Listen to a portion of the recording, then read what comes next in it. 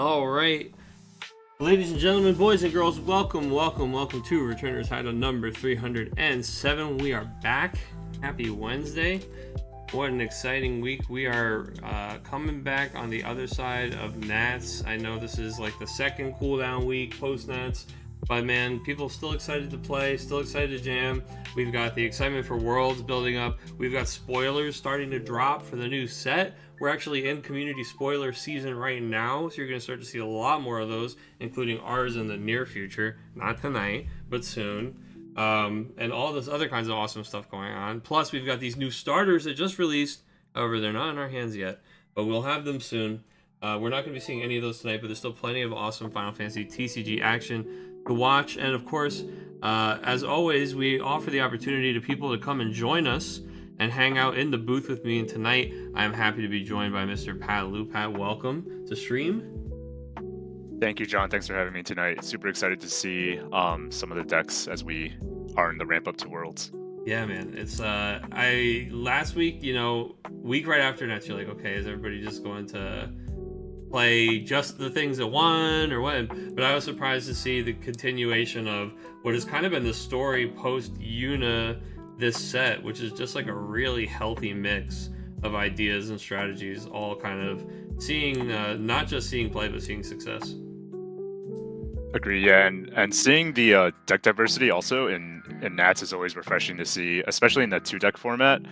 But being that Returners is single deck, it's exciting to see how that Nats decks will inform this normal 1-deck Swiss. Yeah, it's I mean, we could talk about it till we're blue in the face. I think everyone's got opinions on whether this was everyone's favorite version of a 2-deck format at Nats. But yeah, it definitely still, like, whether or not it impacted the strategy in Swiss as much as it would normally, it definitely still impacted deck choice, right? Deck selection was something that was as impacted as it ever would be in any 2-deck format. And yeah, I think last week, what did we have? I think it was the Monsters deck last week, right? And we'd just been in like an absolute ocean of Warrior of Light victories over the last month here on the weekly with Greg just going crazy. Yeah. But he likes that deck, man. Warrior of Light and Scions both doing really well for him. And we're, of course, his 2 Nats decks. No surprise. Oh, I wasn't aware. Yeah, I know he was going to play Scions for sure, because he's been running that the past couple weeks. Returners. Yeah. He was starting to just do a whole bunch of Wall 7 in the last month, so I was like, oh, okay. Mm-hmm. Yeah. It's unfortunate the new starter cards aren't on Octagon yet, but it'll be exciting to see whenever they do get uploaded, what players will be doing with that. Yeah, you know what, I get it, because it's like however many cards, right? It's like this handful in between sets, and we're gonna have plenty of like a whole new set soon. Normally, recently, they've been pretty good about getting this stuff to us fast, but of course it's all literally like just some free thing Wayne is still doing for everyone. Thank you, Wayne. But thanks, so, you can't really complain. But yeah, it is a little weird to be behind the 8 ball on the in-person release for once, right? Normally it's kind of the other way around, where we're a little bit ahead of the releases here online. Anyway, I don't know if you got a chance to look over the pairings in the Discord and have a table that you'd be interested in seeing. Obviously, we don't know what anybody is on yet tonight, and we do have a brand new player or two, so I usually steer away from those while they get their sea legs. So I think we're looking at probably 2 or 4 here. We've got Logan Palmer versus Greg, which of course these are both no slouch here and no strangers to winning the weekly. Or we've got Travis Micheletto versus Joe at table 4. Yeah, I'm good with either of those. I know table 1, Andrew Wen, he's actually local in my group here up in Jersey. I feel like he's played with us before, but it's been a minute since he's been with us. Yeah. So I was giving him a little bit of a breathing room before I dived into one of his matches there. And Kurt is honestly one of the best ambassadors of the weekly, dude, to get like somebody back in and get the rust knocked off him.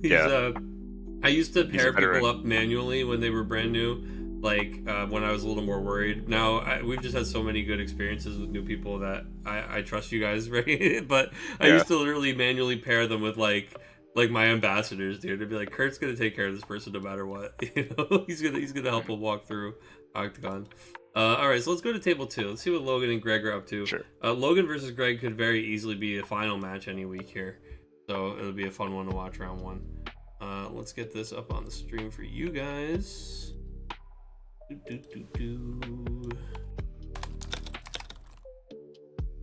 Looks like we have a FF13 build versus the Turbo Bosch list.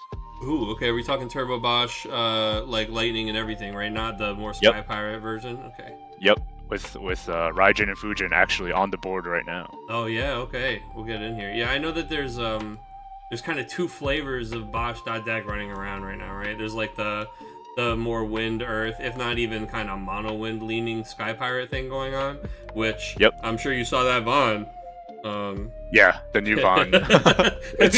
we can talk about that guy in a second, but man, that's an exciting card, and so you're looking at that variant being one. But I think that one got like really popular really fast, and then people kind of settled back into liking this Lightning variant that has a little bit more of that kind of like kill pressure, and is a little more aggressive of a deck. So what do you think about this one? Definitely more aggressive. We have 2 aggressive decks going against each other here. So it's interesting to see where that goes. I know the new build with Fran in this Turbo Bosch list lets the deck go a little later into the game. Yeah. And it doesn't run out of gas as easily. Also, Larsa was such a big card for that deck to like stay in it, right? Because they have these boards a lot of times that look wide like this, and now there's no Larsa on the table right now. But Larsa is one of those things. He can be like the second backup to go find Bosch and get you started early. Then he can also kind of like crack himself on one of these guys way out the door to make sure that you can rebuild that follow-up turn. Mm-hmm. Yeah, so for the mono wind build, I call it mono wind. There is some earth in there, but the backups are all mono wind. It's basically essentially a mono wind deck, yeah. Yeah, to support like a Fina in the deck as well. That deck is when it pops off, it pops off. Yeah, absolutely. Yeah. Yeah, and it runs the one of Yuna in there as well to help control the board. Yeah, when you're looking at that deck sometimes, and they've got that field and Balthier's down, and they've got like 2 cards in their hand, and you're like, those are both Sky Pirates. Like, I'm so, you just I'm know. so screwed. They always have it. Yeah, I'm so screwed. Plus, they have a lot of cards too that reveal and add cards to hand. So a lot of times, like they're literally like, oh, and I'll go to combat. Oh, and you know what? Wow, look at that. Boy, howdy, I'll put a Sky Pirate in my hand.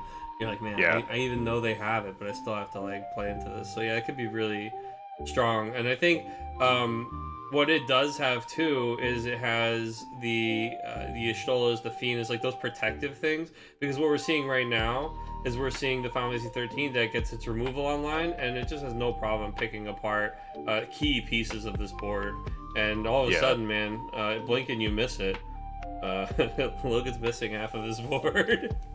Yeah, Sarah coming in, good to clear 2 forwards with her enter field effect as well as her free activation. Then he's coming in with his Bahamut as well. Ooh. Let me go ahead and put the names up here as my bad guys. Give this player names. We're not able to sift through their break zones or anything, right? As you can look at their break zone for sure. If you click, if you go down to the break zone area, and you I see. click I've on the expanded arrow, there. Yeah, okay. It's not really stream friendly. You know, you can if you're all the way down there and looking at like their hand. Obviously, also on your screen at home, you can make the window much larger than my Octagon window is. It is not. It is very much not full screen for me. Yeah. So a little harder to look through, but you can click the left arrow and it expands it. Then the slider actually is like a density slider, so you can like, you know, show more or less of each of the cards stacked on top of each other. Yeah. Cute little features there. Octagon is certainly the best unofficial thing I've ever used to play card games. Like, it's just well put together. I agree. I've actually been using Octagon way before the FF times, when it used to be the main client for Netrunner. Netrunner! Yeah. Very cool. We'll have to... Okay, I'll stream. Remind me about Netrunner. We'll have to have a quick conversation, dude. For sure, yeah. Me, you, and Manny also. It's like work related, so I don't want to talk about it on the stream, but it's fun stuff. Yeah. All right, so now actually there's literally no board. The Fuji and the Raijin are also gone. Yeah. So The we're gonna Fran have to does. see the rebuild here. Fran always puts in work of building the board back up with her free play. Yeah, and playing the Ligabrand, who's gonna go find one of these guys who's gonna cost 2 CP, Bosch or oh no, Adea. the fun Adea little to help kill the synergy lightning. for Gabranth there, able to actually just go get anything cost 4 or more, so we're able to go find the Adea out of the deck, and that gets back off the Cypher. Not that we have the ability to play anything else here, but we are able to use the Adea action ability more than enough to kill the lightning and stop this pesky free play of their own every turn, right? It is kind of actually, interesting. We've got, go ahead.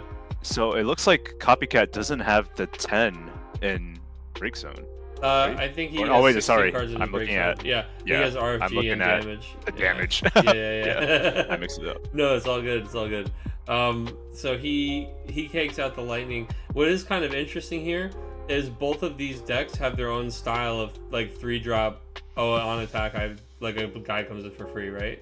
Like Fran and Lightning are actually pretty similar as far as how you want to play the deck. It's interesting that Lightning must be attacking to get her thing and doesn't just get it on enter and is 2k less power than Fran, right? It's kind of it's kind of interesting that Fran feels like she's so much better at putting someone into play.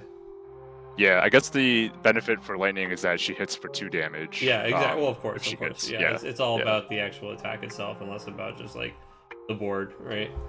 I always think it's interesting to look at because they're probably not too far off from them having a value, like a loose value assigned for all of these things, and then kind of determining like, okay, a card should be within this value ballpark, something like that. Like, yeah, there's always a lot of dials to turn when they're designing cards. I just find design so interesting. All right, so now your Lightning Fire, an element combination that is notorious for having a bad reset after you get wiped. Not a lot of card advantage in Fire Lightning typically. They have a really efficient removal, but not really the best color combination of getting cards back in your hand, which is why the Light Lightning just did so much work in the other versions of this deck and keeping it like having gas when they would get that reset, because they could just keep drawing those cards back to hand. We're seeing here, we're going to be just barely able to get this stuff into play, and we're going to have nothing left to protect it. We're going to go into a turn against an opponent who, at like the very least, has Vajradhara Wu in their limit break deck, and gonna be a bit of a problem. But with never mind. We got with this new Fang, the new Fang does a really good job of tutoring the Lightning and making her cheaper to only 2 CP, which is great. And the 13th deck really has a lot of good tutors. The Hope searches, as well as the red, the Fire Vanille as well. Yeah. So I feel like some of these newer tools like this Fang help them build back the board pretty easily. Yeah, so he does, he does the Fang. He gets to the Sarah. He tries to go for the kill, right? But we use Adea's ability to kill Sarah, and then Sarah does not control 3, obviously 13 characters on the resolution of her ability, so we don't get that kill. We do lose the board though as Logan, and then Logan only plays this Cloud, and that's all he's able to afford. I think that's not nearly enough for a deck that, I was gonna say, is notorious for being able to kill one thing or move one thing, but regardless of any of that, it's Fire Lightning Ishtolan. So guess what? She's turning. It gets there.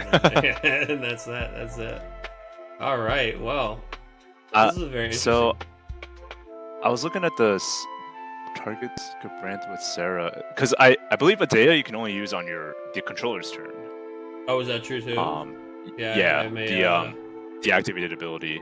You can only use his ability. Yeah, during your turn and once a turn. So is that what they did? Did he try to? He said break Sarah, and he said yeah. Maybe it was. It must have been. Yeah, it was on the 13 players. It was definitely on the 13 players' turn. Yeah, so that's a no-no. We're gonna have to send the judge to the table. Thankfully, our opponent was punished for his cheat. He broke by blocking. Oh, there you go. I just saw the arrow. Sorry. So yeah, obviously these guys are talking, and Greg comes in the chat. And he's like, "I'm no cheater, bro." He's like, get the hell out of here, bro. No, broke by blocking. The attack with the Sarah, and then yeah, block this Sarah, break Sarah is just him confirming the damage split, which makes sense. Okay, cool. All right, we are moving on to another table. Let me see what the results are. Where are we at? Where are our results at? We've got table 1, 2, and 4. So table 3 is still cooking. So we tried in our good grace to stay away from our brand new player, but let us jump into table 3. Sure. Trial by fire. Now, is this player new to the game or just new to Octagon? I do not know. But they are certainly brand new to the weekly, so I just know that much. We get both types, right? We get people who are encouraged to come here by their friends, or people who find out that we're doing the thing. We also get people who are kind of just getting into the game, especially ever since the Magic stuff happened. Who are like, hey, I don't really know where to play this locally, but I can try jamming with you guys, and which is one of the neat things about the digital locals here. Oh my goodness. Oh my goodness. Yeah, it looks like we have Key on Mono Earth versus Mark on Ice Fire Priming List. It sure does look like Mono Earth. I'm also looking at Key moving around like 10 different Earth cards at the same time, all on his field. Is this maybe assorting the who came in this turn, who didn't come in this turn? Forwards who came in this turn versus last turn, it seems like. Okay, I guess Cloud killed a thing and played Billy Bob. Maybe he didn't. Oh, maybe, yeah. Maybe we didn't haste, but I agree with you. Is interesting that he didn't with so many dudes. Yeah, this looked like a of course, and of course. If there's any way to just drag this game out another turn or two, right? Yeah. Like oh, just scoop or X-Star. And keep giving him the whole like X-Star will freeze down everything except the Billy Bob and then the wall on Key's board.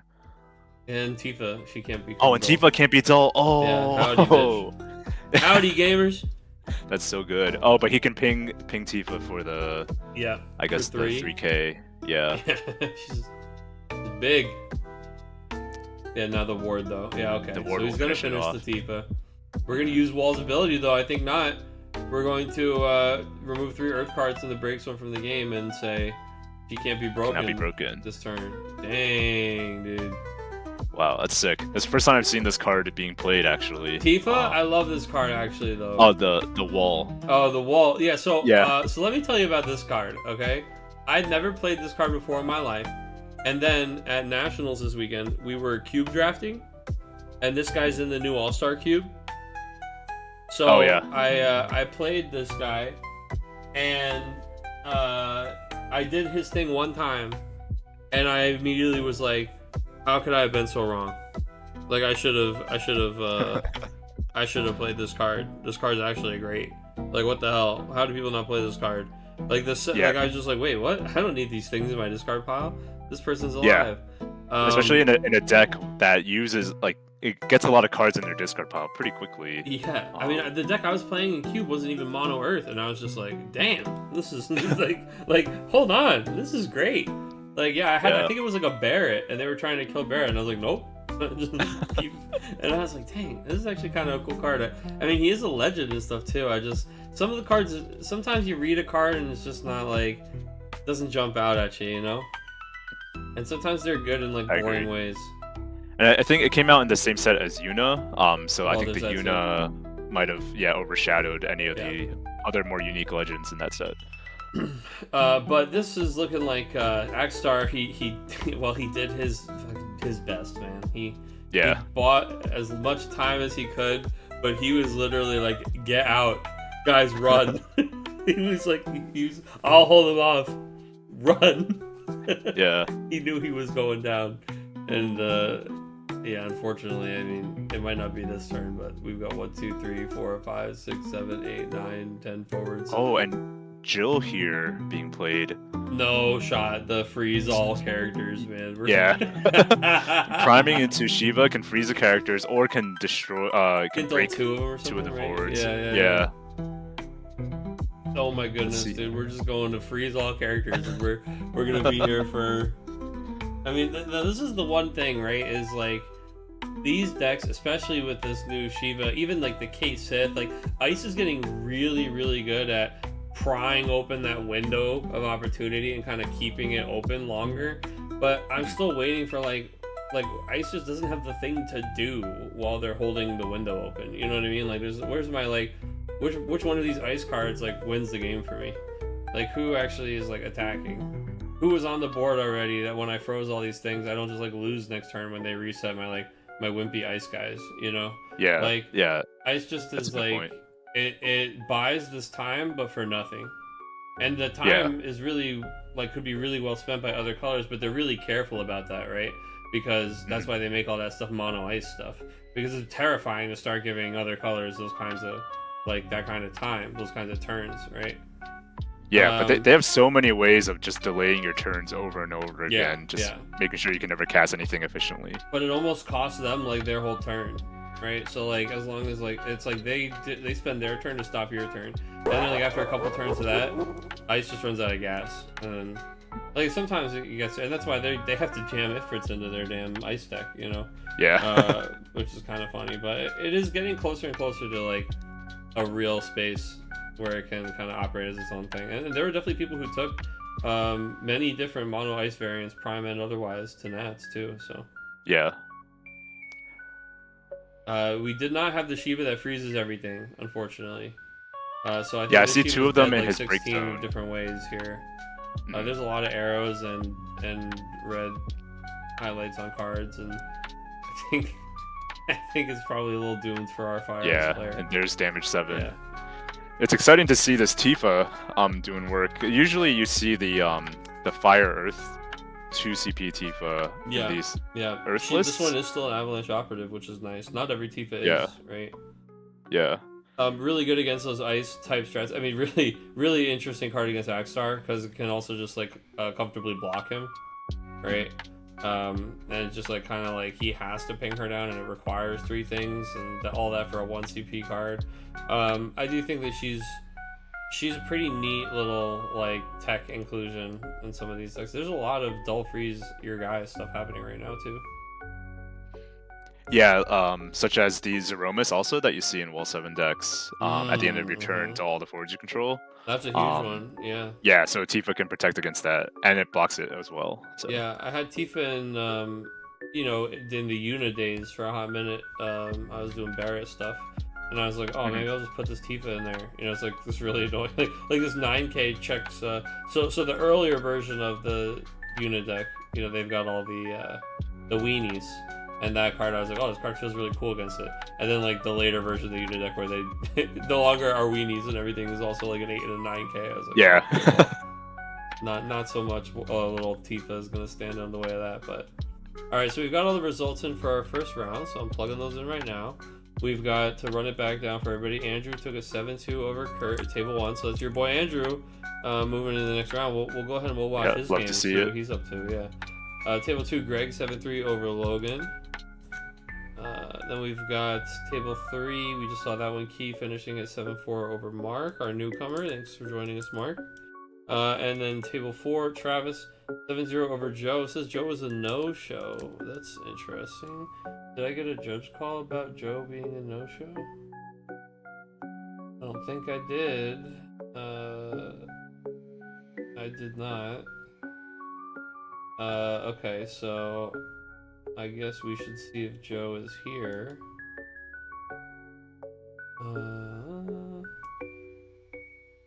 Let's see.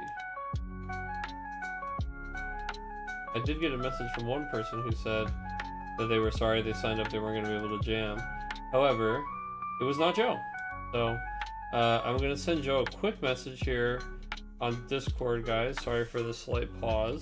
And we're just gonna see if he's around before I drop him.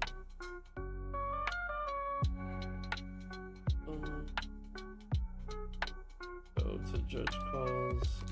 Also, just like a reminder, I know most of the people watching are not the people playing, but like, if your opponent doesn't show up to the table, much like any time that ever happens in any event, you should probably notify the judge. That's a good step one, I think. Alright, Aiden joining us. Alright, give him 2 seconds. So, what we saw Mono Earth, we saw Fire, Ice Prime deck, we saw 13 versus with the new Lightning. Turbo Bosch. So, I mean, God goodness. 4 very, very different things already. And not even scratching the surface of like the top 4 most played things, you know? Very cool. Key in chat calling me out. Oh yeah. Look, hey. I'll tell you what, I don't know, the last guy who tried this method, he wound up missing the event entirely. Look, yeah, I felt so bad for poor Manny, dude. Yeah, me too. We were gonna do some testing at his place the weekend before, and then that was the day that he got sick. Oh goodness, yeah. But he's doing good now. He stopped by our locals this past weekend, and he's in good spirits. So glad to see you back on your feet. All right, looks like yeah, he's gone, or at least didn't respond to the earlier thing. All right, so I'm gonna drop him, and we are gonna move on with our lives. Okay.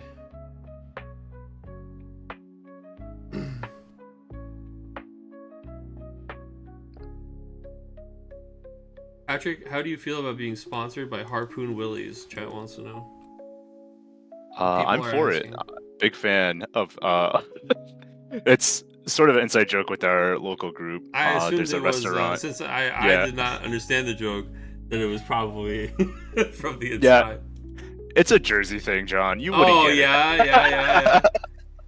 At this point, dude, I'm an old enough man that I still might have lived there longer than some of you guys.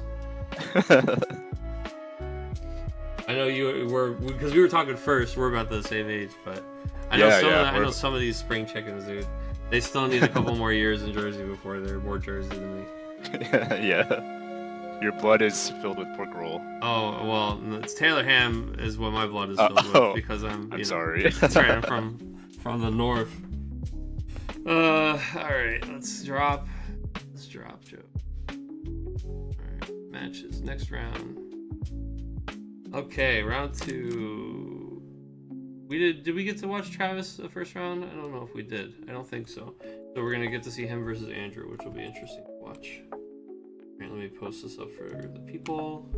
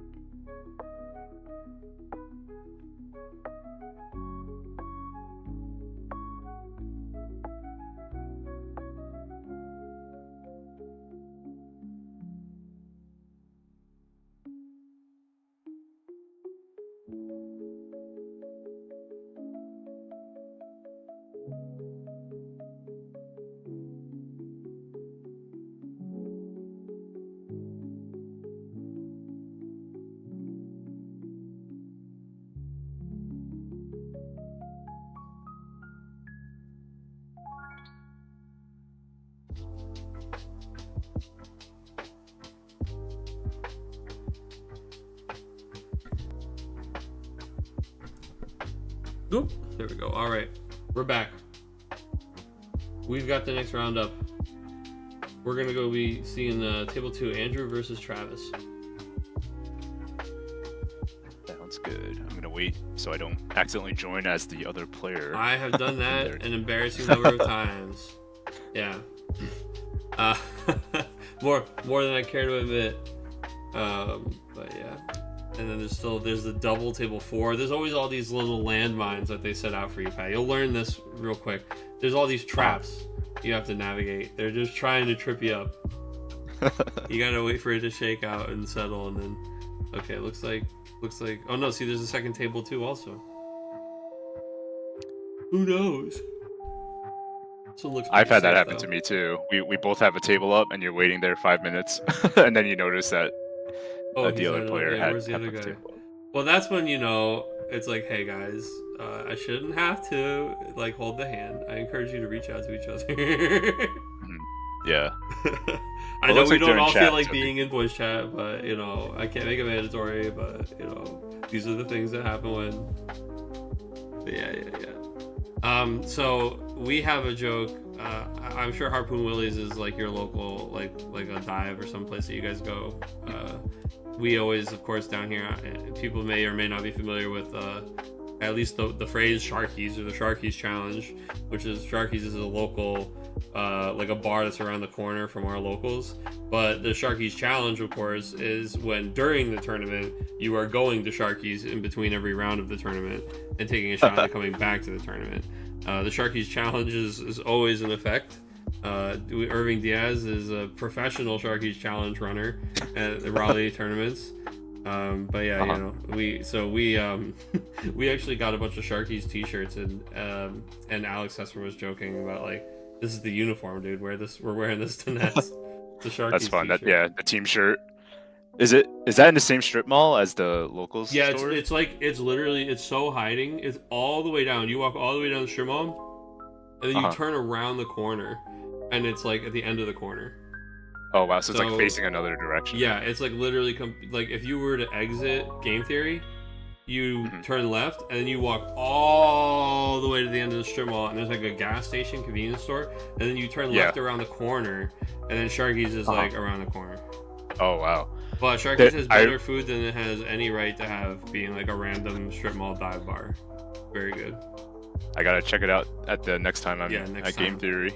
There was one night, one event there, Sam Prime comes up to me and he goes, oh, where's like the nearest Korean barbecue place? And I just kind of stare at him blankly, like, I don't know. Like, I don't know, you know, there probably is one, but like, I don't know. And he's like, okay, well, where's like a Japanese place? I'm like, I don't really know. And he's like, okay, where do you guys go? And I'm like, okay, I can answer that question. And I'm like, we go to this place Sharkies all the time that's down here that has like really, really good food for no reason. And he's like, okay, sure, I think I'll try Sharkies. Now, let me tell you, I think I see a post of him there every single time he's in town for an event, my man. He like, it's just like one of those things where it's like, that was the right question, right? Where do you guys go? I'm like, yes, that's the right question. That's the spot. Yeah, go there. Yeah. I don't know. There's probably some Korean barbecue thing you could find. Like, but we go to Sharkies, dude. That's where you want to be. All right. So into the game here, we are looking at. Well, I'm at least staring at this board that is extremely aggressive. I'm looking at a Y'shtola, Fire, Lightning Y'shtola, and a Clive on the table. Yeah, looks like Andrew's running his 13 list. So he's been running this for a couple months now, ever since the new set released at our locals. Okay. So I'm very used to basically what he has in store.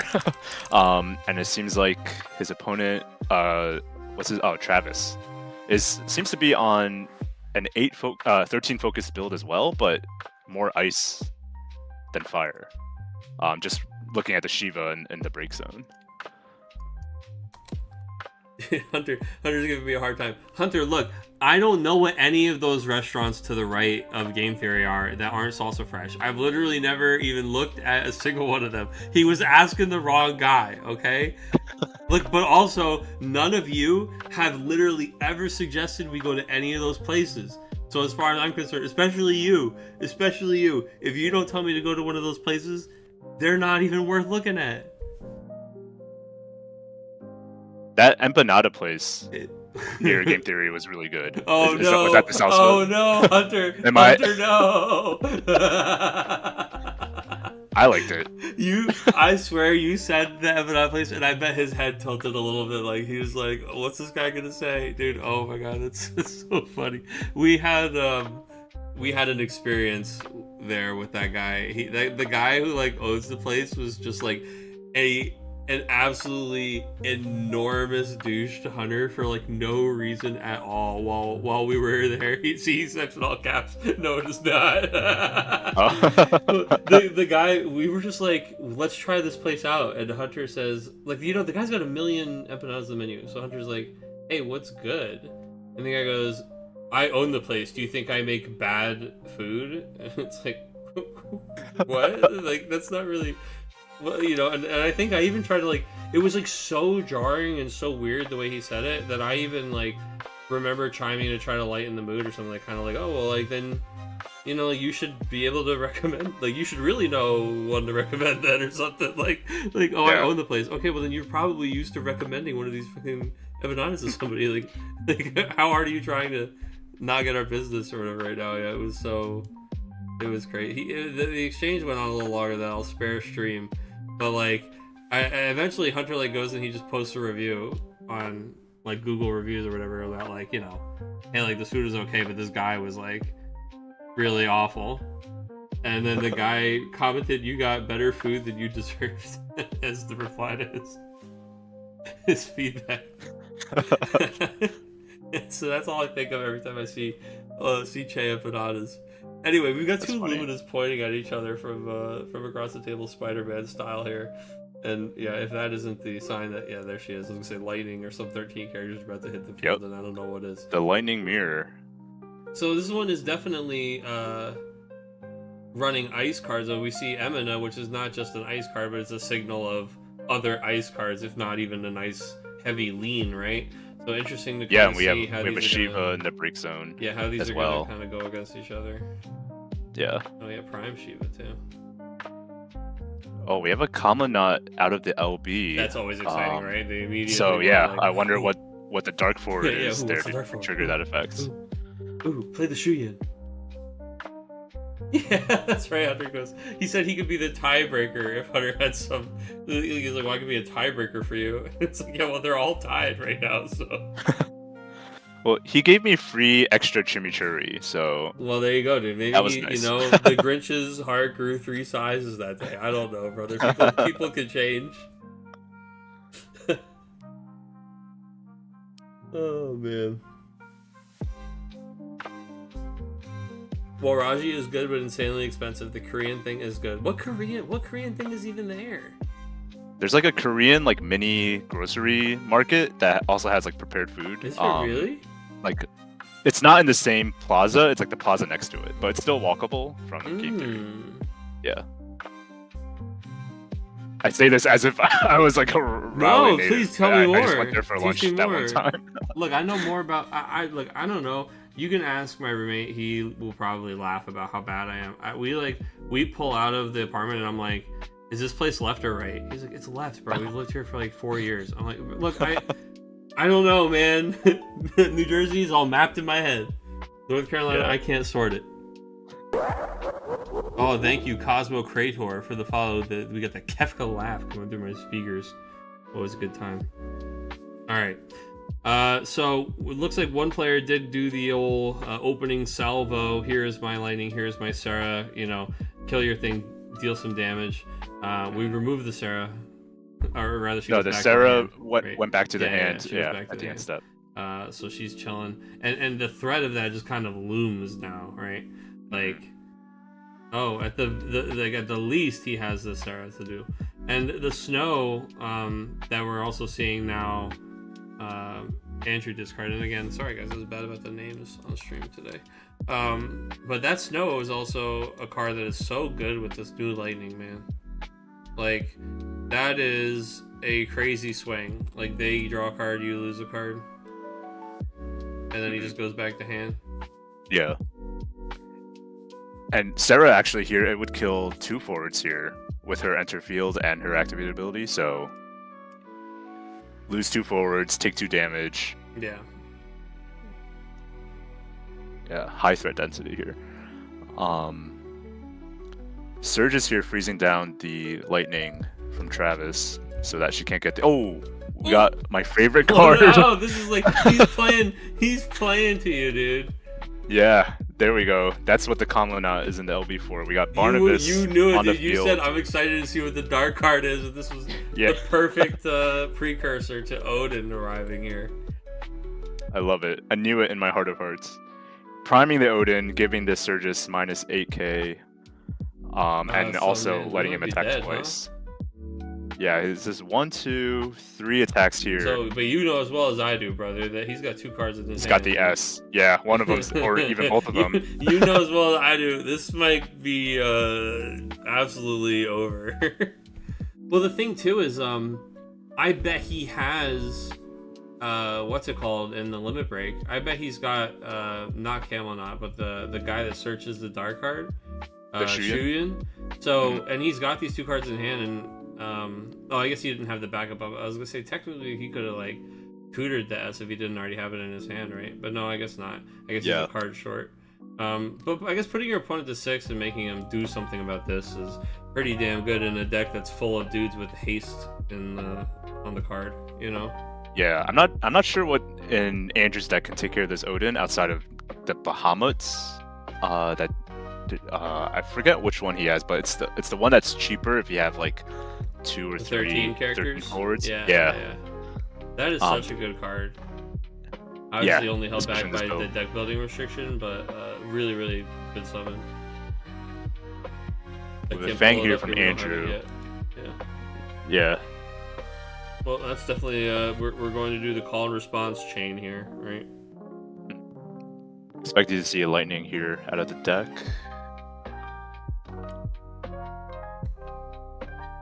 Or maybe even, oh no. The lightning here, if he has a Sarah in hand, the Sarah can enter the field and hit the Odin for a clean kill there, and then activate to kill the lightning as well. Yeah, and just get rid of the problem characters. Feel like you don't mind the snow lemon brain just chilling on the table. Yeah. Oh, Mao in chat. Mao, what's going on? It's so good to see you, my friend. What it do indeed? How are you?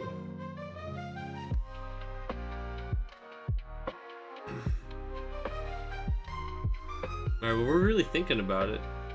We paid, right? We had to pay 4 CP, so... Yeah, he discarded Fang and a Hope. So what's there to think about? We had to pay, we had to know what we were going for. Oh, he might be looking for the Sarah, but he has 2 in Break Zone and 1 in Damage. And now we've got to figure out how we're going to deal with that. Oh, we got the Kato with the follow. Thank you very much. I appreciate you, the bird goddess. How did I know? I just read the thing. We're out here vibing, Mao. You said you're soaking up some Hawaiian sun? Goodness. That's gonna make me jelly. On your lunch break. Hey, spending your lunch break with us, man, I appreciate that. How's life been, Mao? Vibing in general? We are really, I guess, I think you might be right, Pat. He kind of goes, well, damn. What's my man dragging every possible target out onto the table so we can all take a look together? Yeah, I think he's revealing his hand for us. Maybe he's showing I literally don't have a... Yeah, he doesn't have the answer. Like, he just doesn't have it, so he's saying good game. And there's that Bahamut that you were talking about, is the 5 CP, but if you have 3 or more category 13 characters, and it is characters, which is really important there, too. The cost required is reduced by 3, so it's a 2 CP 10k that RFG is the card. He doesn't have the red there, the fire CP to cast it. He can like play Lightning and play a 1 CP Vanille from his hand for free. Like, this is not it. This is not stopping this what's already on the board, much less, what's just out of reach here. Limit Break no doubt has like Surges or something. Like it's just done. So that one is a wrap, and it goes to Travis. And again, guys, it was horrible about putting these names up on the screen this round. Travis on the left and Andrew on the top or on the right there. Alright, so that means we are going to one of these other tables. We've got a lot of 13 gamers out here tonight. Yeah, this is the third 13 deck that we've seen. Well, you know what? 13 was one of those ones that I think, like, there's a lot of different ways to build it. There's so many different ways to try this new Lightning card that people just kind of, like, didn't have the time to sort it out before Nats. So it's something that you can spend a little bit more time noodling with now, Yeah, so Andrew on this build, he actually did pretty well at one of the later LQs in the season. Yeah, In PA, he got top 8 in basically his first competitive event I love in the that. game with this deck. Yeah, so he has a lot of experience playing with this. I think he could have been a serious contender in the LCQ as well if he was able to make it. Unfortunately, he wasn't able to. Um, Well, hey man, hopefully he's enjoying the game, and we'll be jamming in some more opportunities next year. It's crazy to think about how long there is between now and like the actual start of events again for us laymen who are not going to Worlds. It is like Winter Cup stuff not been announced, right? Winter Cup we can assume, but without a Winter Cup or even one of those things like looking at next April for the beginning of the competitive season, it's a little bit yeah, of time, usually man. and like the Jeez. second half even, Yeah, right? So we got like over 6 months. Yeah, half a year. Oh no. There's plenty of stuff in real life that distracts during that time of year, but yeah, I've been trying to make some commitments. I've had friends up in Canada, and I've had friends on the West Coast, specifically Pacific Northwest, giving me a lot of gruff for not coming out to some of these Materia Cups over the years. And I said, I think next year I'm gonna give it a try to go to some different cups. So like I'd never been to the Kansas Cup, so I went this year to that one. So next year, maybe I will see you guys up in the Great North, up at Toronto, or potentially even over in Portland. I went to the first Portland Materia Cup, and it was a really good time, and the store is great. And it was so inexpensive for us to fly. We were surprised because it was New Jersey to Portland. And then let me tell you, man, like the year after that, so it was 2018. I don't know what happened, but starting in 2019, it was no longer inexpensive to fly to Portland from New Jersey. It was like 3 times as expensive. So I started skipping that one, but I don't know. I just love playing. It's one of the fun things about Nats too, playing different people, right? Getting to jam against people that you don't normally get to jam against. So I like to go to these different regions too, and like play their locals and like hang out at the stores. Yeah, I haven't had a chance yet to travel as much for the MCs, unfortunately, but I've been going to a lot of the local, like the closer LQs this year, and that was Yeah. a lot of fun. And it's always fun at Nats also seeing people that we play at returners every Wednesday, and then Oh, how seeing them fun in is that, person. dude? Yeah, Like Greg coming up to me, he's like, "I'm Greg." Like I live Yeah. for that shit, dude. It's so. yeah, I love meeting you guys in real life. Like, and really, shout out to everybody in chat or anyone who came up and said hi, or who introduced themselves at Nats. Literally, that is like my favorite part of those events. Even Pat, you get to see Pat, and Pat pulled me aside and was like, "Hey, can I ever come on and do commentary sometime?" Of course, Pat. Of course you can come do commentary sometime. But like just being able to talk about it and chat about that kind of stuff it's great to just get together, man. Really. heck yeah, and thanks again for having me today. Of course, brother. You're doing great. At least I'm enjoying having you here. I'm sure people would say the same. We've got table 1 and 2 both done. So now it's between 3 and 4. We're looking at scraps here. We've got Greg versus Mark, or Kurt versus Logan. I don't think we know what Kurt's up to yet this week. We can go ahead and take a little peep at table 4. It does look like next round, though, we're going to be tuning into Key on Mono Earth against one of these Final Fantasy 13 decks. So it'll be interesting to see. Mono Earth certainly has many ways to reset, right? But at the same time, it usually takes a little time to get there. So 13 could probably, smack him in the face. We'll have to see how it goes. Joyzy to Portland. Yeah, that's right. Go ahead, brother. Sorry. I told you sometimes I'm just gonna cut you off doing stream stuff. Go ahead. All good. I was saying table 4, we have Dragoons versus the Turbo Botchless that we saw earlier. Let me tell you about Dragoons, man.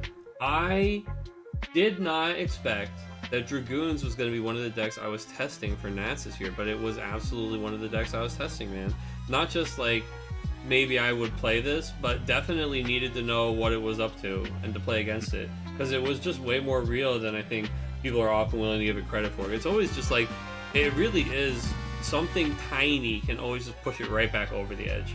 And the fact that the deck was always running 9 Freya, right? Because the Freya that we're seeing hit the board right now is still, the win condition is still the best card in the whole deck.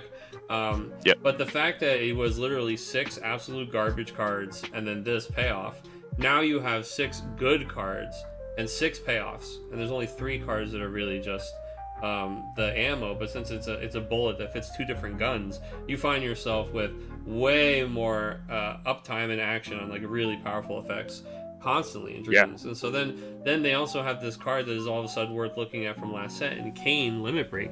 Kane might be one of the best damn Limit Break cards they've ever made. The only thing is that he's got this Dragoon problem, right? Because I mean, my man becomes a 4 CP, get any forward out of your discard pile. That's really strong, and he's got first strike on a decent body.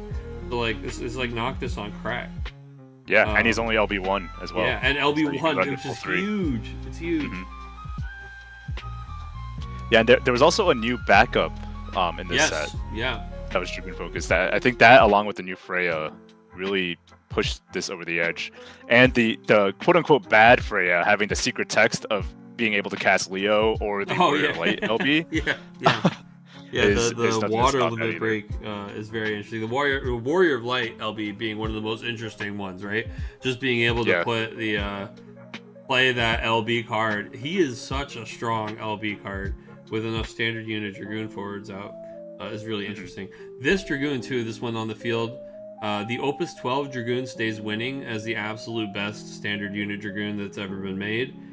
This guy is, first of all, it's just a really cool card design. Like, really neat card. It rewards the deck building restriction of Dragoons in like a really interesting way, in a way that like this guy in every other deck is literally a completely vanilla black belt 3CP 7K, and then this guy in a Dragoons deck, and the more that they print more playable good Dragoons, is actually just like one of the most efficient removable pieces slash like aggressive repeatable threats. The fact that like this guy is a multi-playable guy, so like he comes down, he kills your guy and has haste, and you know what, we might do it next turn, and we might do it next turn even without you removing the guys. And the fact that he synergizes so well with the standard unit backups, the one that you just talked about from the new set that plays him from the discard, which by playing that Dragoon from your discard pile, you save cards in hand, right, which helps you reveal 4 for his ability. Or also even this Dragoon, this 2CP1 that came out in Opus 17, he plays that guy from the discard pile, same thing. By playing it from the discard, you keep those cards in hand. So it's like, you find that, and it's even evidence here, right, there's no Alice on the board right now.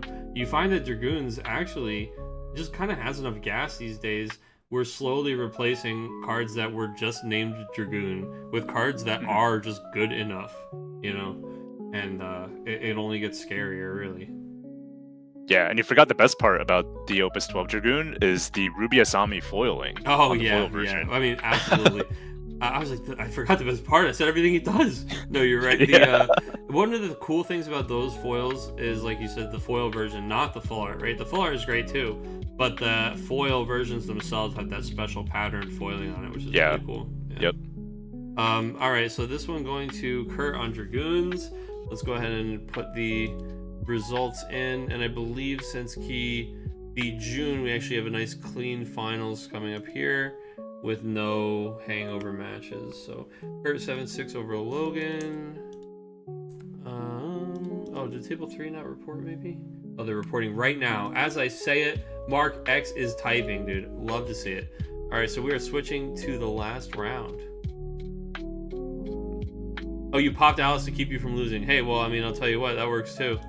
I mean, again, so not to keep talking about Dragoons, Final Fantasy 11 friends of mine are laughing in chat because I'm a Dragoon main, but the Dragoon backups are all just so good.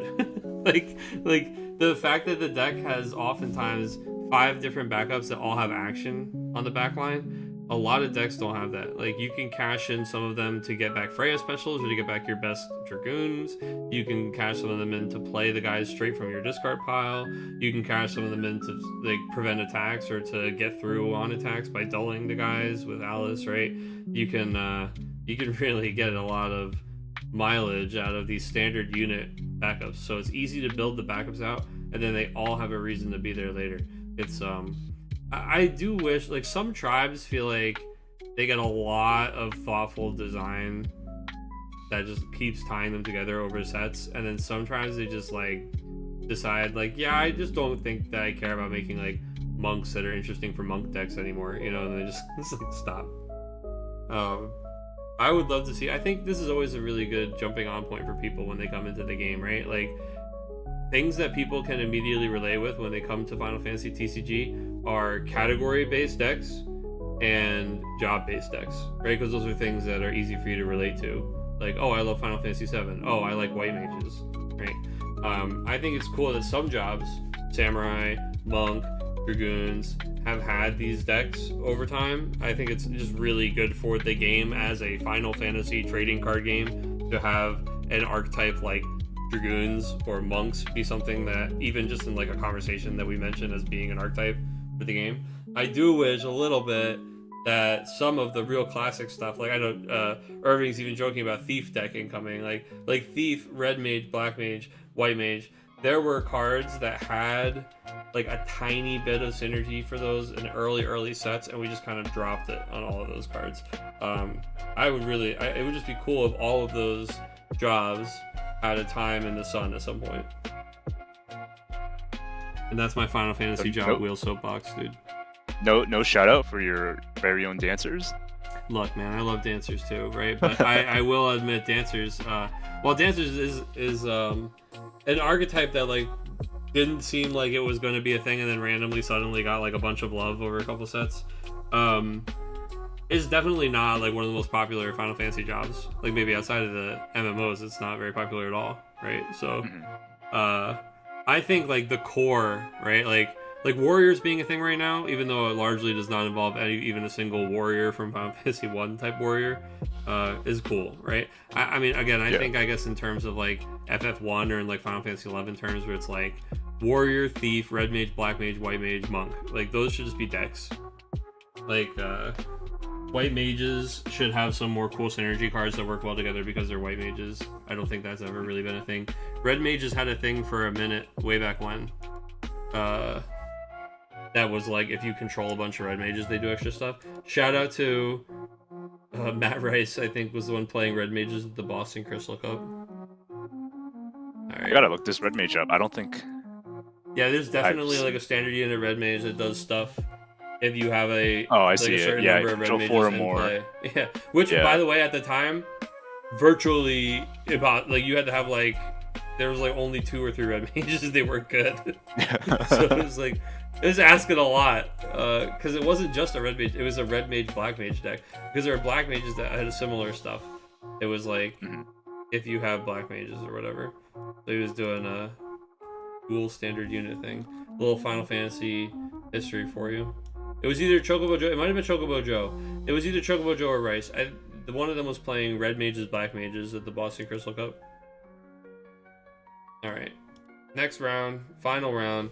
Pairings going up for everybody, and we are going to be watching Key versus Travis Micheletto for the finals. Who do you think is going to take this one? Do you think, are you a Mono Earth or are you a Final Fantasy 13 gamer here? I gotta say, I think Mono Earth is going to take this. Just thinking about the matchups. Yeah. Mono, it always has like, even if you like wipe their board, they always build back up, and then the larger forwards are usually tough for lightning and fire to deal with. So yeah, I think it's gonna be an uphill battle. To things to get rid of like 9k plus guys, right? Or guys that cost more than 5. Yeah, or cost, exactly, on both axes, right? The power and the cost is both a disadvantage for lightning. Oh, but Travis is on the ice version, right? So I don't know, maybe if he's able to freeze down Key's board continuously, that might be his way of winning. Yeah, like move the guys aside just long enough, right? Like we did kind of see earlier. Now it was the Mono Earth versus the Axstar stuff, but we saw Key have some minor tech pieces actually that even help him kind of deal with those guys getting scooted out of the way. So it'll be interesting to see if Tifa makes another appearance here, right? Yep, the Tifa.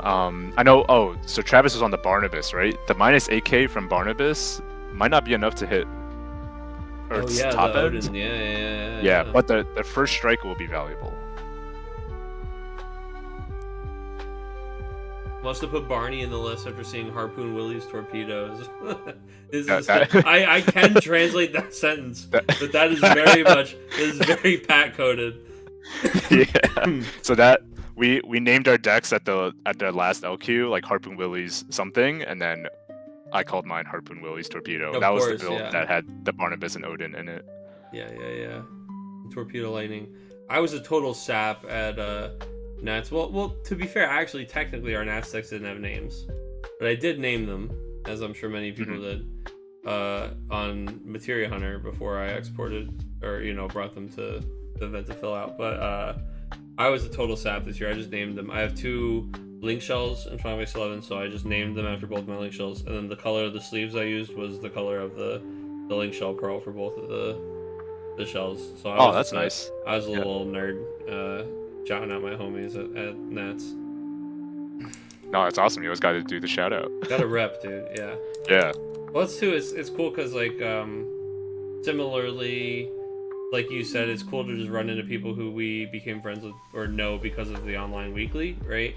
Like because I've got this little Van Deal cam in the corner, and I've been like, oh, if you care to play Horizon with me, I'm playing. And oh, look at you. Okay. But yeah, no, because because I tell people to come play this. I've had people who literally reach out and who come hang out and play with us because they watch the Final Fantasy TCG stuff and they saw me talk about it on stream.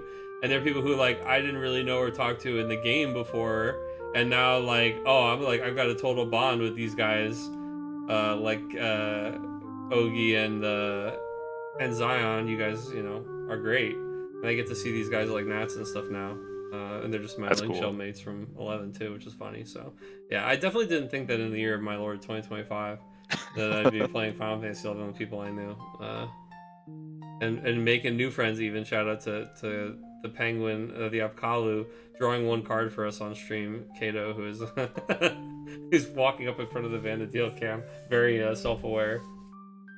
All right, we're going into the final match here of the week.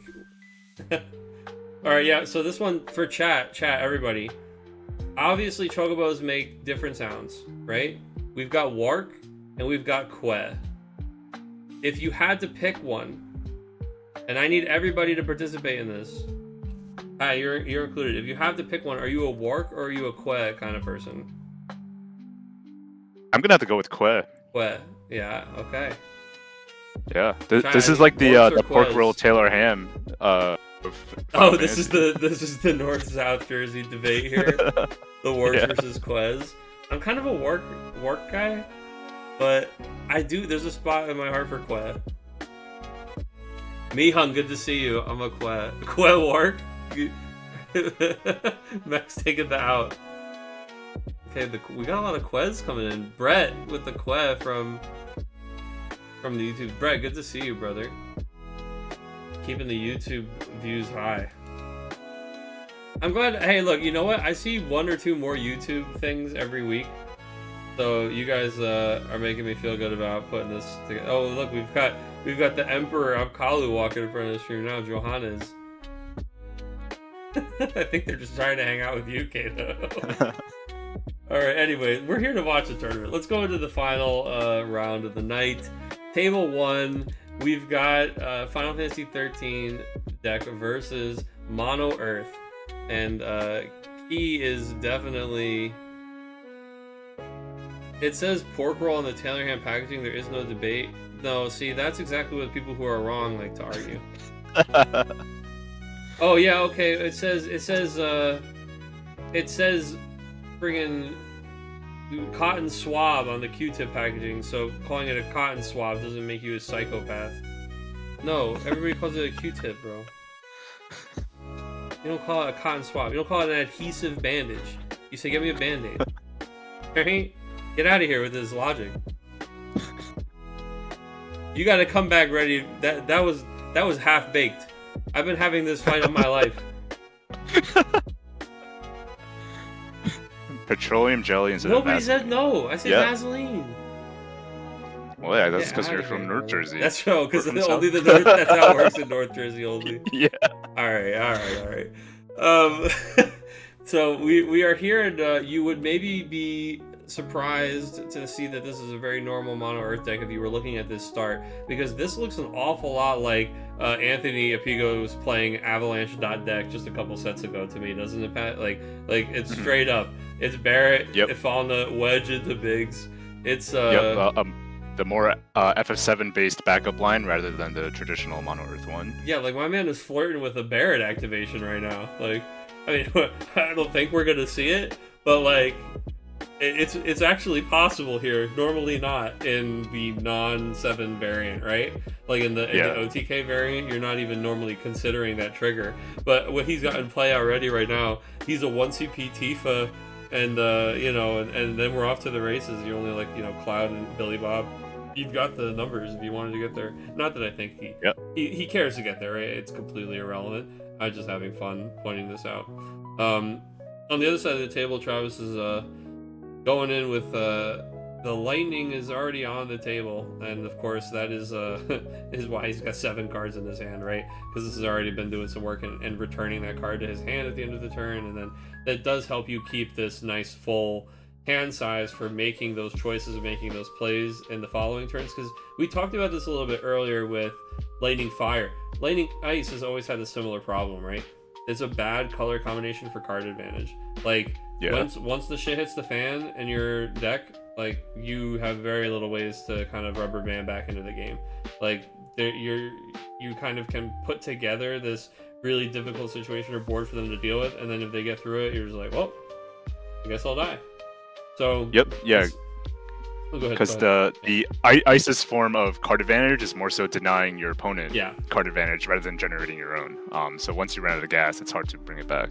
And the thing that's just a lot of people I think come to this game from other games and they go, well, discard is just really, really powerful, and reducing your opponent's options is really powerful. This is true. However, in Final Fantasy trading card game, everybody draws 2 cards a turn. So like there's actually a lot of stuff that the game does to prevent you from locking someone out of a turn, right? Especially including limit break these days.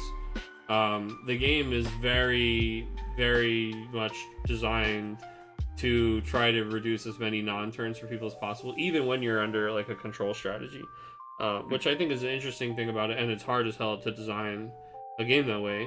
But so like discard, that I think is why it's such a hard balancing act for them. Between the way that CP works, right, where cards in your hand are also your CP, and then the fact that the way that drawing cards and phases and everything in this game work, it makes a lot of like stripping someone's hand at the earliest possible priority, or stripping all their cards before they have the ability to do things. Like there's just a lot of protections that are kind of built in for the player, I think, in the design of FFTCG that make some of those strategies less effective than they are in other games. Yeah. Oh man, here's your favorite. Here he is. Yeah, we have a primed Odin 16 here, bringing Barrett down to 1k for the turn. That lets the Lightning attack in. Yeah, but it's funny because, like you said, Barrett is he's still there. We did the thing. We Barnabas and he didn't even kill him. It's just to try to make our attack like viable, right? And I feel like he's unlikely to block here, but he would be going to 6 if he lets every hit go through. Yeah, we'll see. I think he has tangoed with and there's no. Yeah, well at this point we're blocking something. He has tangoed with Odin long enough to know that that you got to respect this guy, man. Like this could be, because if this is Sarah, the 2 unknown cards, Odin in hand. Yep. Get out of nowhere job. Yeah, 50% chance. It's always an Odin. Oh, Hope coming in off the lightning trigger.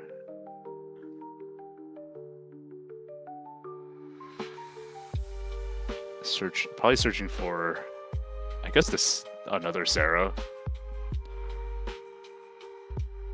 Oh, another lightning. Okay. Oh, Brett, thank you, Brett. That is Pat. This is Mr. Pat Lou joining us tonight. Brett from the YouTube side is saying, loving the card talk tonight. Great job, co-host. Heck yeah, thanks, Brett. It was great meeting you at Nats also. Brett was walking around with the binder, getting everyone to sign it, and by the end of the weekend, it was like filled on the front and the back and the spine by Kageyama himself. So that was an awesome idea, Brett. Very nice to meet you. Hope to see you throughout the next season as well. This is, you guys are right, dude. Hope could have killed the Barret. That would have been sick.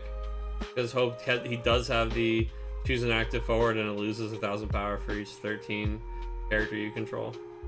Oh man, why did I think it gains 1,000 for each? So he had. Oh, I think that's. So they're saying, oh, he could have, right? Like, yeah, would have been lethal. Yeah, I thought it was Noel's ability that gets the plus for each 13 character. I never actually realized the duality of those two abilities. Yeah, I mean, it's one of them just says search for any card in your deck, so the other one is you don't really read it very often. Yeah. But hidden text. Yeah, using Hope to reduce the loss of Barret's power. And of course, by the way, that comment coming in from the Final Fantasy 13 professional, world's level Final Fantasy 13 player, high skilled player piloting a high skilled deck, Mr. Will C. I once used to kill Iridia with 5 13 characters on it. That is excellent, brother. Okay, and then we're getting some even more important news coming in here from KDP, Mr. Anthony. He says he is Quark. You're Quark? You mean you're Wark? And Grace is Que. So we've got a divided household over there.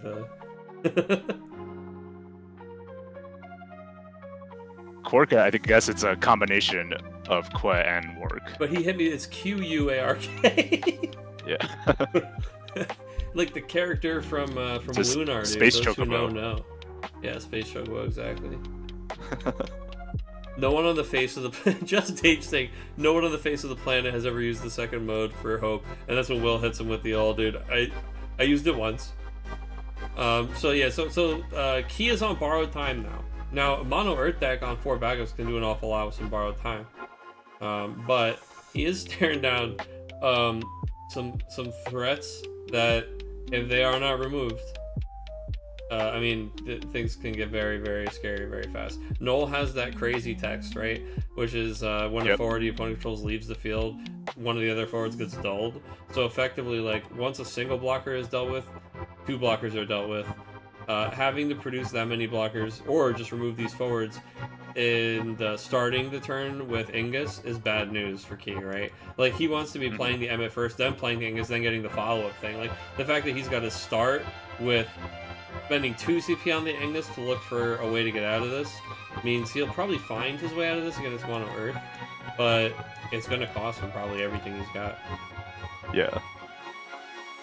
It's funny that any forward that's under 6 CP can almost be a liability now, because an Odin that hits any forward 5 or under would just dull the Ingus as well.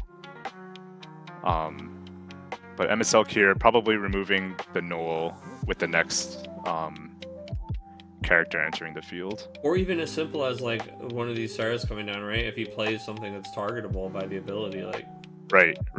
Yeah, because Sarah hits 4 drops. Too. Yeah. So then Noel can dull it too. Yeah, so it's like the Odin or the Sarah, they're both gonna be bad. Grace is mocking me, help. Well, brother, I mean, I don't know what Quark is. So I think I might be on her camp. I'm with Anthony here. I like the Space Chocobo idea. I mean, at this point, I'm surprised we don't have some kind of space or like alien Chocobo. It's like some Final Fantasy where they're like, oh yeah, these were the moon Chocobos, you know? Yeah. We found there's a special species of Chocobo on the moon. How have they not done that yet? Guys, come on. They did do like they had like the alternate world Chocobos in 14 in Shadowbringers. Yeah, they were just like more Saj Chocobo looking. Yeah. Yeah.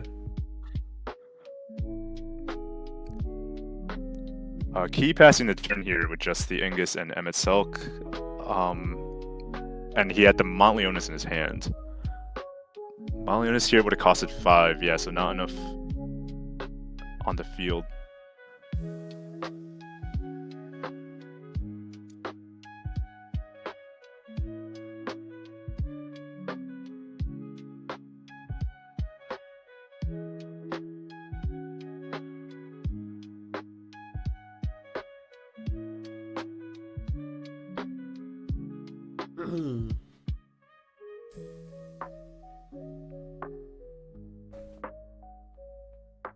Oh, hope here grabbing the Sarah. That closes is, out the game. Yep, that I is some think. terrifying shit, man.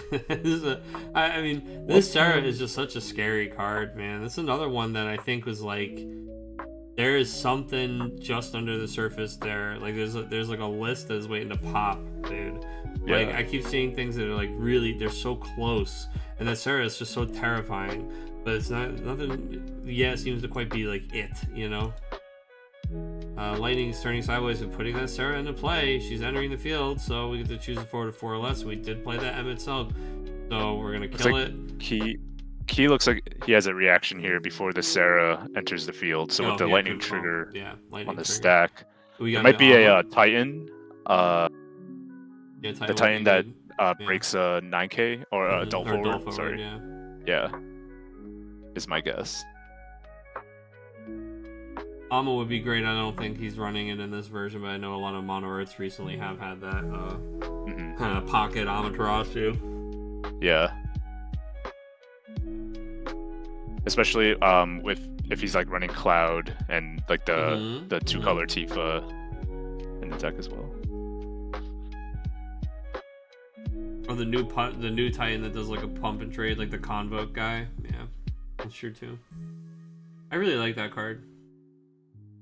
That whole cycle is amazing. I agree. I really love. Yeah. Oh, there it is. Yep. Yeah, he does have it, but I think it's we are hard casting it. Yep. Yeah, he can't afford to dull his two forwards right now. So we're gonna, of course, we're gonna pump the Ingus and attack the lightning here. Yeah, and this puts Ingus out of reach of the Odin attack as well. Yeah, but don't we oh no, because she's no longer forming a party and attacking. Yeah. Right, yeah, so the Sarah doesn't come in if the lightning is dead, yeah.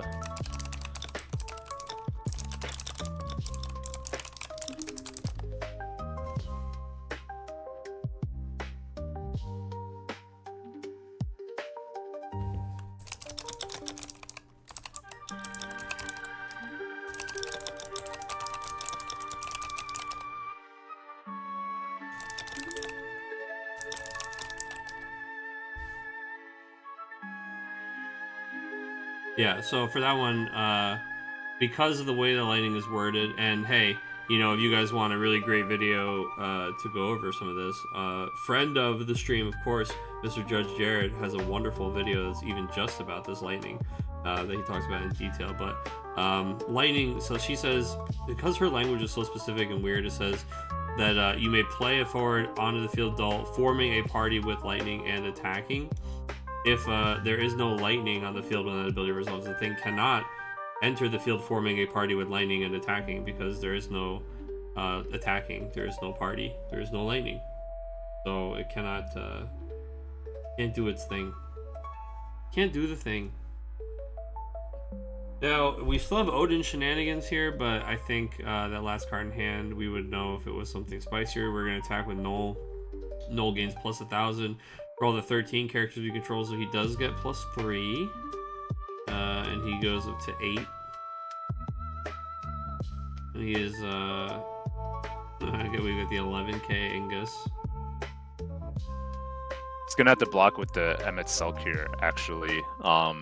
Because, or let it through. Yeah, because blocking with the Ingus would make it dead to the Odin. Yeah.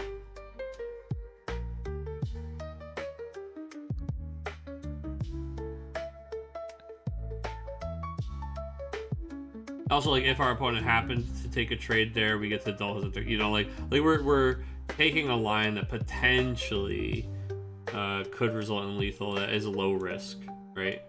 So yeah. I don't hate taking that line, and we still got that damage through. Yeah. But definitely, he's got the boot off a throat a little bit. I mean, he's getting a chance to gasp for air and may, in fact, get back on his feet here. Yeah, I'm checking his break zone, seeing if there's anything that Afalna can bring back. Well, he's starting to move the Afalna around, so it looks like he might be doing the same thing. Yeah. What gets it here? The Barret, maybe? Wait, 1, 2, 3.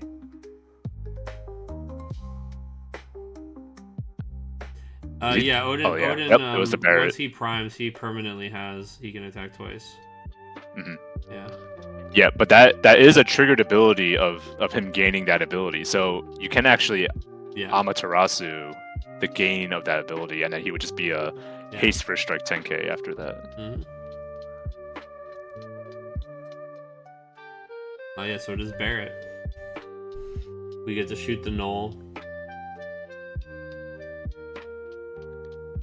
Does he have 7? Wait. Oh no, because Emetzelk. Yep, never mind. I thought it was the Barrett shooting. And now Barrett, as Will is saying in chat too, now the Biggs backup can pump the Barrett by 2. Right, so now... Oh, we actually do have the dual Tifa too in the deck. It's cool we're running the split. Yeah, we got both. Yeah. And damage 6, being able to play the Cloud. We're also just going to be removing here, the free play off the top rope, We're going to go ahead and 10k the Odin and play the Billy Bob. Not going to haste the board this turn, we're just building a insane board state. Like I said, dude, this is really what we just said, right? The boot is off his throat. Like, he might be able to get back up on his feet, dude. Now the adrenaline's pumping, dude. I've seen the end of this fight, man. It's not gonna go the way you think. Oh man. So he's counting his 7 characters. Isn't that so funny? We talked about it earlier, how he was actually close enough. He didn't put Biggs over there. He's got 6 of them. 6, yeah, only 6. Close, but this single hope on the field isn't really presenting much of a threat. Mm-hmm. Now my man is at he is at 6 damage, so like Sarah can kill us. Yep, Sarah, or I don't know if he's going to be running the Y'shtola in here, because it doesn't seem to have any fire. If he has snow left, and I mean he has his whole limit break left, right? Can he snow Sarah? Yeah. At least present that like line. Are we out of Sarah's? Let me see. No, only one in the break zone.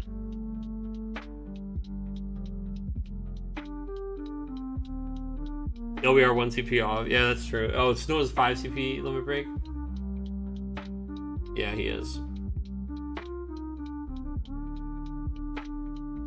He is the draw pass, dude. Because, again, all my man has to do is do that, right?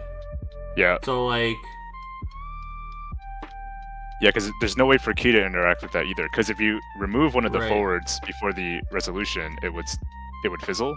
But if they're not being dulled or anything, it's hard for Mono Earth to deal with that. Yeah, but the also interesting thing here, right, is Key's already got Cloud on the table. And so, unless there's a 4-color Warrior of Light in this deck, he actually can't even kill Travis's turn. So he has to worry about this follow-up play, right? Yeah. He actually has to sit here and be like, okay, hold on. So he's playing the Monleonis and he gets the Genova. And like, yeah, getting rid of 13 characters on the table and making him have to play all 3 of them is also definitely a way to do this, right? But in before 1 or 2 of these is like EX go get a guy, you know? And then all of a sudden, it's funny how close this still is while looking at this board, you know? Oh, well, guess what? We're just starting things off the worst possible way, right? With giving our opponent a card for that turn that we really don't want him to build. Oh, Lord, okay, well, yeah, go ahead. How about you dull that guy? I'll draw a card. This is very interesting, actually. Like, this is... For the guy having 2 cards in play, and the other dude having, like, 18 forwards on the board, is still such an interesting board state.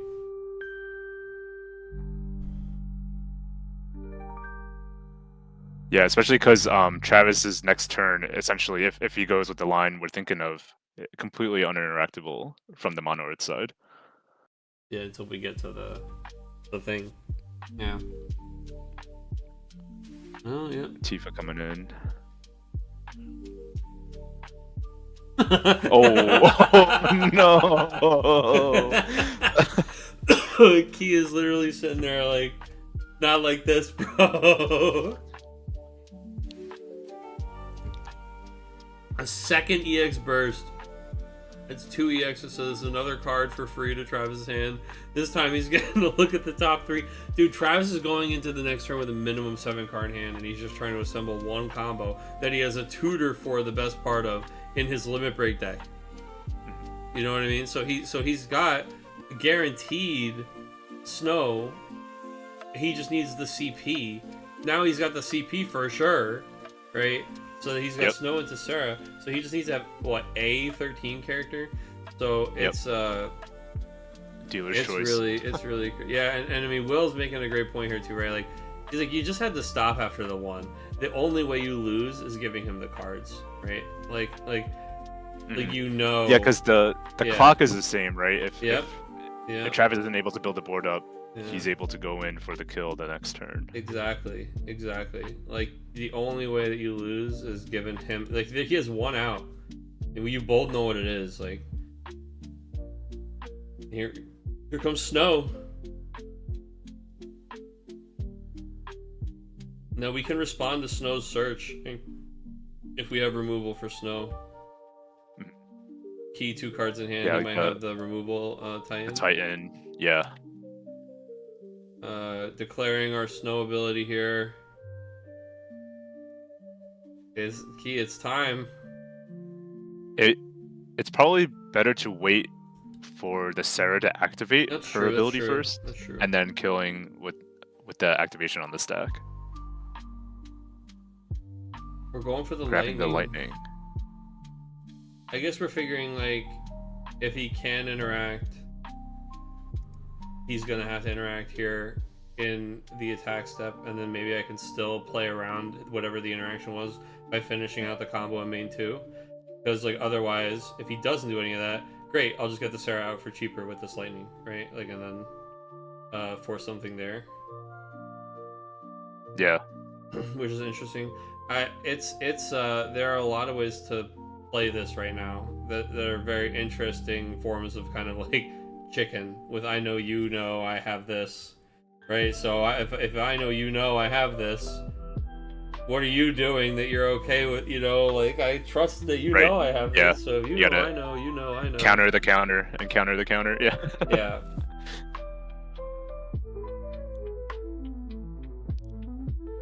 We are going for lightning, going for the attack, asking if it's good.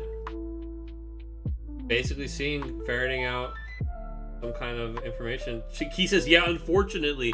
I think that is, Sarah comes in. I think that's the green light, dude. That's the green flag. Sarah comes in. We're going to use that ability. And when she enters the field or deals damage to your opponent, choose it forward. Break it. We're using the ability. Now, of course, we're using the action ability to... There's the damage. There it is. Deal the damage. Yeah. GG. And even, yeah, very cool here. I mean, like, hey, stinks he gets, like, all this far into it, and there's definitely things that could do, right? He just kind of... He doesn't get there. Maybe even gives the cards. And then, yeah, Will saying, yeah, extra cards didn't really matter because the line gets her anyway, right? Like, searching the lightning and having the Sarah in hand already. Like maybe if he didn't have the Sarah in hand already, but I think we knew he did, right? He had a second one in hand too. So yeah, I mean, it is still like you don't need to help him, right? But yeah, like the attacks there versus the attacks later, I think are no different because what Travis is going to do isn't going to be like remove your forwards. He's trying to do this exact one thing to win. Also very just cool to see this Sarah. I think that there being cards that can do that 7th damage, because we have things like you know, Ace and things like that, they can do that free damage, but they don't do the last point. Like this Sarah being able to do that and just being this like this scary inevitable thing that can happen that this archetype has access to, I think is really interesting. And I thought we'd see a little bit more of it, so I do like seeing more of it now, and hope to see. Yeah, like you're basically playing limited. You only got to get your opponent to 6, and then well, it's fun. Sarah goes in for the last one. Yeah, it's interesting because there's new considerations, right? Like now this deck is making me consider if taking damage 6, like is actually like the worst thing I could do or not. You know, like oh now I'm playing around this new thing. It's a new challenge, I guess is a way to put it, right? It's fun. It's a fun new little puzzle to solve. But anyway, so that does mean that Travis is our winner this week on Ice Lightning 13, which is a cool new deck to take it for the first time here on the weekly, and definitely a fresh deck compared to for the last month and change. It was monsters, but then it was like wall 7, wall 7, wall 7, wall 7. So enjoying that. Actually, we saw no wall 7 here tonight. We're seeing a lot of just interesting different stuff. No, I don't have anything against the deck. It's just interesting to see new stuff. So do you have a good time hanging out with us tonight, Pat? Yeah, this was awesome. I had a great time just chatting, talking about my favorite card game. Yeah, man, I love this card game. It's so good. The Jersey Boys in chat. Let's Jersey go. Boys. Hey, there you go. That's right. I'll take that. North and South, dude, coming together.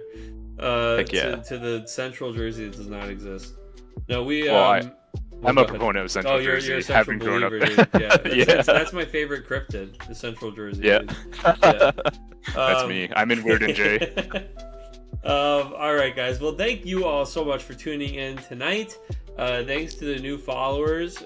We've got Cosmo Crater, dude, and Kato. Thank you so much to our new players, Mark, for joining us this week. So much fun. We will be back, as always, next Wednesday with number 308. Pat, thanks so much for coming by this week to do a guest commentary. It was a blast. I had a lot of fun. Thank you. Likewise. Thanks, John. Yeah, man, no problem. We did it. That's right, Travis. Congratulations, bro. Using the Dataluma Flex MO, dude. I forgot that thing even existed. Hell yeah, they sure unbanned that guy and then we never saw him. Just like everyone predicted. Maybe we'll have to have like a Dataluma deck building day. Every deck must focus on Dataluma. Also, you get points for creativity, so everyone doesn't just play friggin' Wind Earth. All right. Hey, thanks everybody for tuning in. We will see you next time. Sign off.